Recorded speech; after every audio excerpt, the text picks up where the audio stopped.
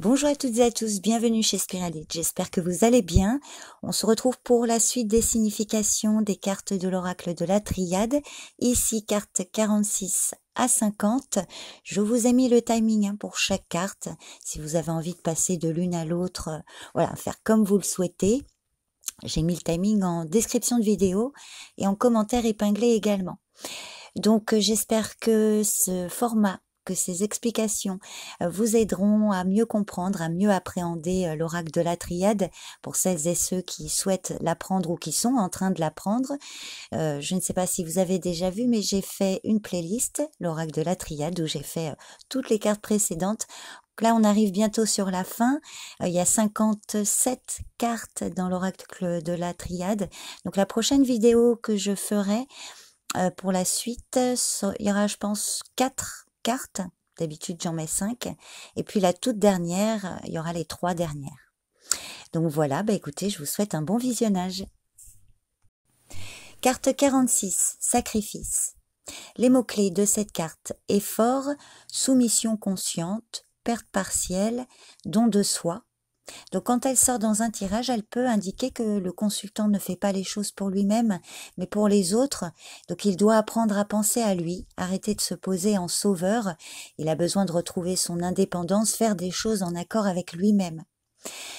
Si cette carte est entourée de cartes positives, ça indique alors que ses efforts sont récompensés.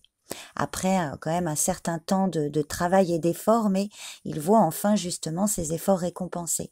En revanche, entouré de cartes négatives, ça peut montrer au contraire que voilà, le consultant se pose en victime, qu'il ne fait pas d'efforts ou qu'il ne voit pas ses efforts récompensés. Cette carte évoque également la séparation, le renoncement, l'épreuve. Alors, elle représente souvent une personne dont l'enfance a été difficile. Elle en garde beaucoup de tristesse et de douleur, mais il s'agit néanmoins d'une personne généreuse et dévouée, comme l'arcane du pendu dans le tarot. C'est quelqu'un qui donne énormément, mais qui ne reçoit pas beaucoup en retour. Peu satisfaite par la vie matérielle, elle se tourne souvent dans la seconde partie de sa vie vers la spiritualité, voilà, en tout cas vers un épanouissement. Elle arrive enfin à s'épanouir. Alors entourée de cartes négatives, cette carte indique que la personne a un complexe d'infériorité ou voilà qu'elle n'arrive pas à se réaliser malgré ses efforts. Les cartes autour peuvent indiquer le domaine concerné. Alors, dans un tirage affectif, cette carte traduit une atmosphère pénible, une soumission dans une relation, ça peut être une relation de couple, une relation amicale ou voilà, familiale, hein, une forme de passivité également. Alors, si le consultant est en couple, cette carte peut indiquer que l'un des partenaires continue la relation par peur de la solitude ou pour ne pas bouleverser la routine, voyez, le quotidien. Donc, elle montre quand même que la relation n'apporte pas ou plus l'épanouissement espéré. Donc le conseil sera d'arrêter d'alimenter les faux espoirs, de se libérer de ses propres chaînes pour construire une relation plus claire. C'est toujours pareil, il faut voir un peu la suite avec les cartes qui accompagnent. Cette carte peut aussi parler d'une ancienne relation qui s'est terminée par un échec et dont le consultant a du mal à se détacher. Peut-être qu'il a l'idée d'être passé à côté de l'amour, l'amour de sa vie, ou de ne pas avoir fait assez d'efforts. Voilà. Sacrifice peut également indiquer des contraintes, des obligations amoureuses, familiales ou amicales. Les cartes supplémentaires peuvent préciser le domaine, justement. Alors, dans un tirage matériel et financier, cette carte indique une situation compliquée, mais si le consultant fait des efforts, qui prend en compte les priorités et qu'il fait les concessions nécessaires, il lui sera tout à fait possible de régler les problèmes. Donc, patience et persévérance sont recommandées. Et c'est toujours pareil, il faut voir la suite avec une carte ou plusieurs cartes supplémentaires. Il peut s'agir de contraintes, d'obligations, de blocages. Dans un tirage professionnel, cette carte parle, c'est cette même idée, de projets qui n'aboutit pas comme souhaité, des contraintes importantes et pesantes. En général, c'est un échec momentané. Cette carte peut aussi indiquer que l'attitude du consultant n'aide pas à faire évoluer la situation. Il doit prendre des initiatives afin d'apporter des changements. Au niveau spirituel, sacrifice invite le consultant à prendre du recul et faire le point. Il doit méditer, observer pour comprendre que les épreuves qui se trouvent sur son chemin sont le résultat de ses actes passés. Donc c'est le moment pour lui d'apprendre, de retenir la leçon et ensuite d'aller de l'avant. Il doit vraiment prendre conscience que ses efforts ne sont peut-être pas suffisants ou qu'il fait des sacrifices en espérant seulement une gratification. Alors, je vais vous donner par exemple associé avec la carte 2, qui est la carte isolement. Ici, cette association peut traduire un état d'esprit dépressif, voyez, une forme de dépression. Avec la carte numéro 6 qui est racine, qui parle du passé, ça peut justement traduire que le passé pèse sur le consultant, des épreuves pénibles qui ont laissé des traces. Avec la carte numéro 24, la richesse, ça peut traduire une période de restriction, le fait de devoir surveiller pendant un temps les dépenses, de faire attention. En revanche, avec des cartes positives, comme par exemple la carte 10, réussite, là ça va montrer que les efforts sont ou seront récompensés. Pareil avec la carte 37, la lumière, c'est la fin des difficultés, les efforts, le fruit de vos efforts vont payer, ou du consultant. Donc voilà pour la carte numéro 6, dans son ensemble, sa signification. Je vous remercie pour votre écoute et je vous dis à bientôt chez Spiralide. Carte 47, éternité, qui est une carte très positive.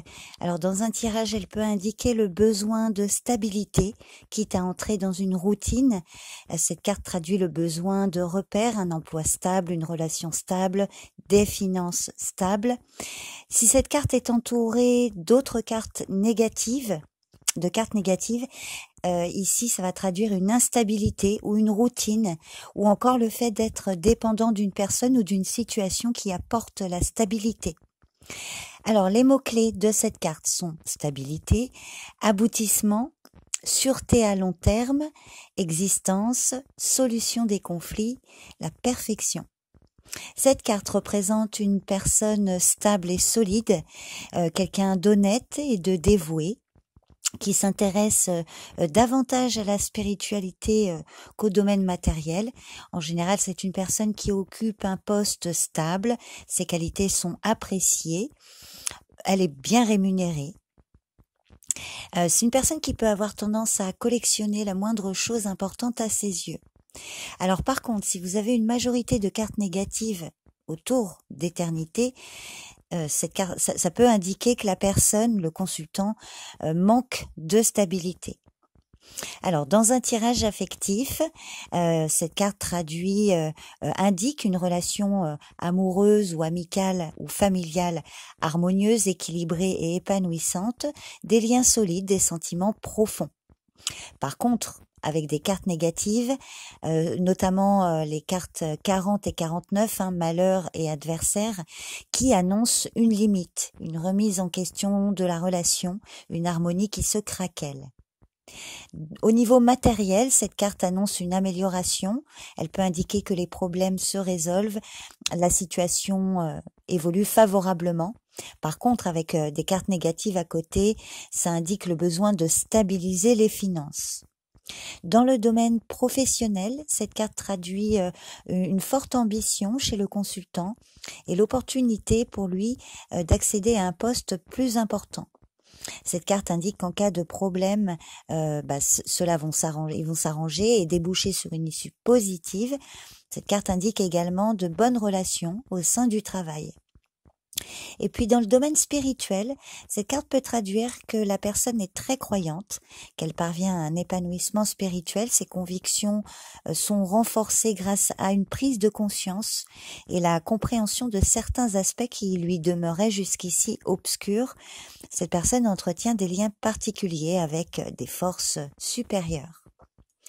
Donc cette carte est positive quand elle ressort dans un tirage. Par contre, si vous avez quand même une majorité de cartes négatives autour, ça va quand même traduire un problème. Alors par exemple, avec la carte 8, Nadir, ça peut traduire un déchirement. Avec la carte 38, par exemple, arme. Là, ici, il peut s'agir d'une remise en question par des tiers. Voilà, il faut toujours voir les cartes qui accompagnent. Bon, bien sûr, avec des cartes positives, hein, c'est plutôt favorable. Par exemple, avec la carte 12, le sceau, pardon, ça vous indique un important contrat à long terme. Avec la carte 28, par exemple, la protection, ça vous parle d'une aide très efficace, des appuis solides. Donc voilà, dans son ensemble, la carte 47.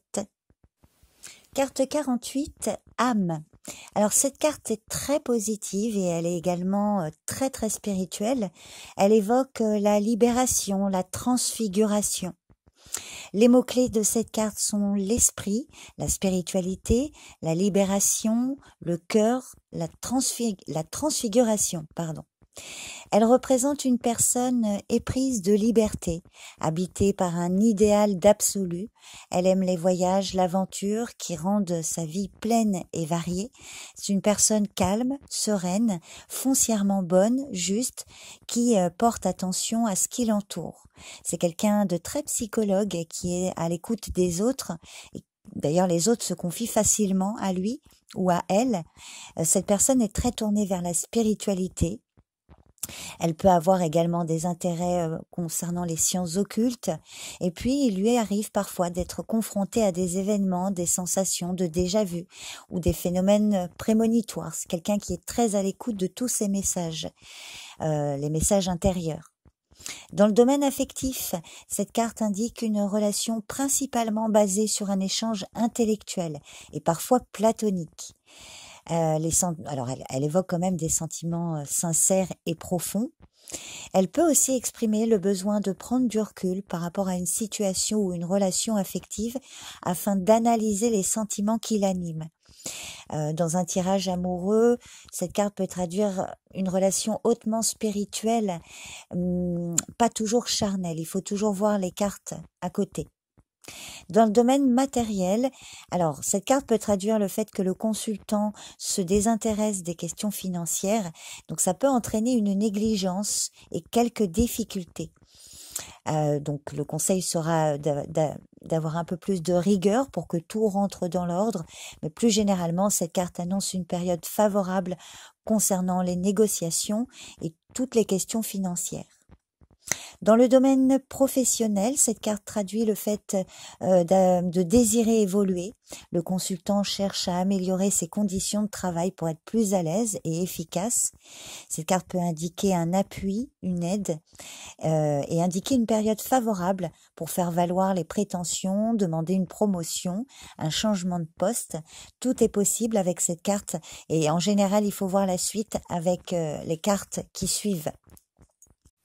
Et puis dans le domaine spirituel, cette carte évoque un attachement aux valeurs spirituelles, une foi profonde, le besoin de calme, de se retrouver soi-même et de faire une retraite.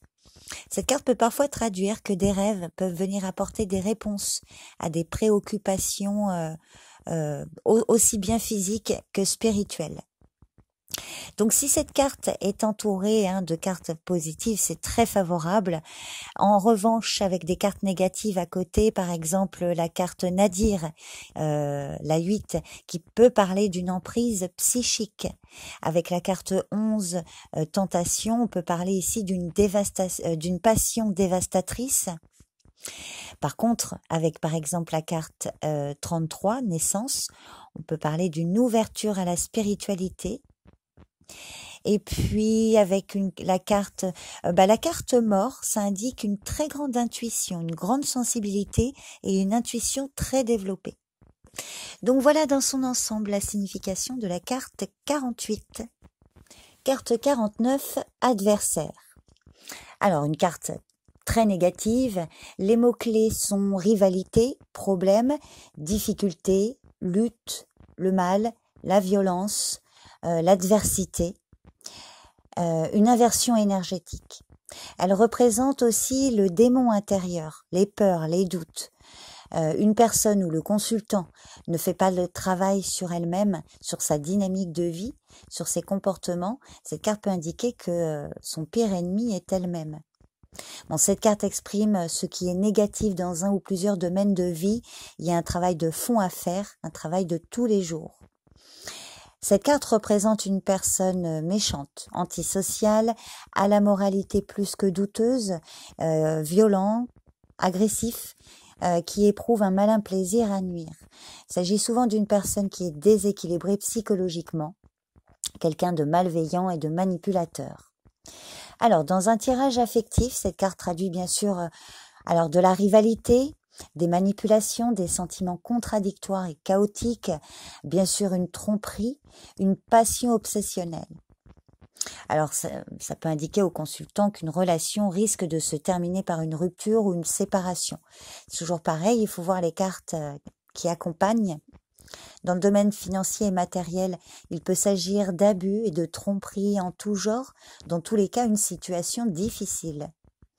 Professionnellement, un licenciement, une perte d'emploi, en tout cas une forte adversité. Il peut s'agir aussi de rivaux, d'ennemis, tout comme dans le domaine affectif, il peut y avoir la présence d'un rival ou d'une rivale.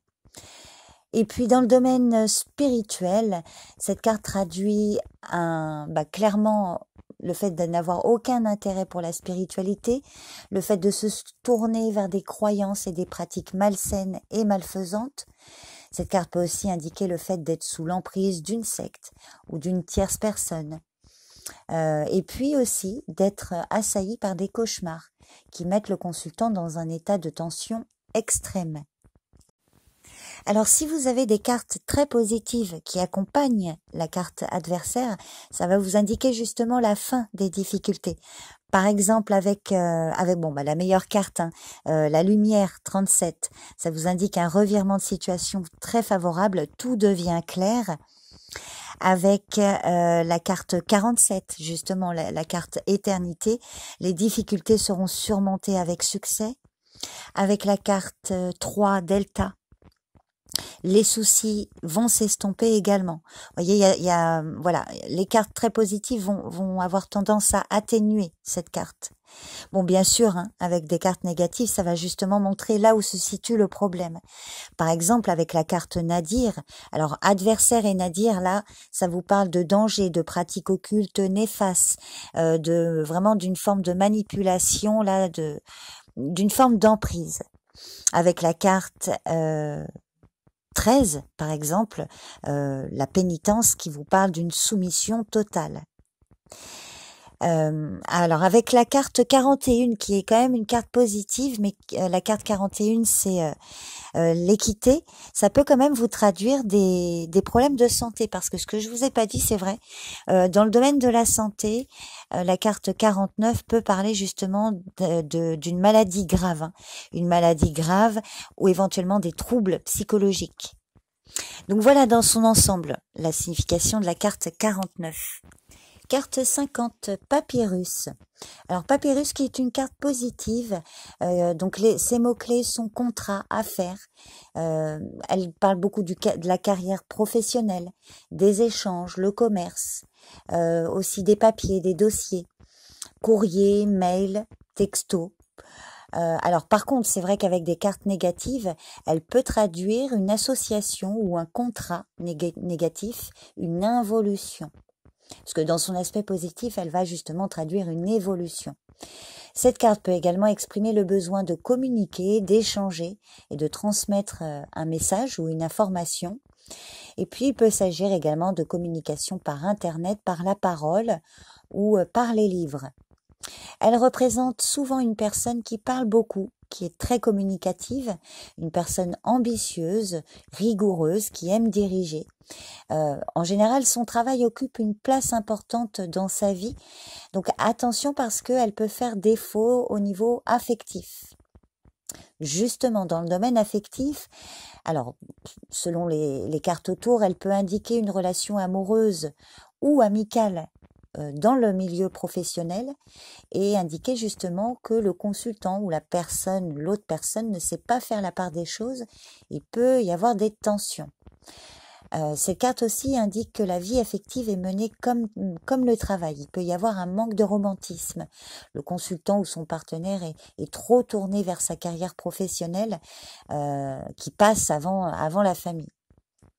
Dans le domaine matériel et financier, c'est plutôt de bon augure. Cette carte annonce de bonnes finances qui peuvent d'ailleurs s'améliorer.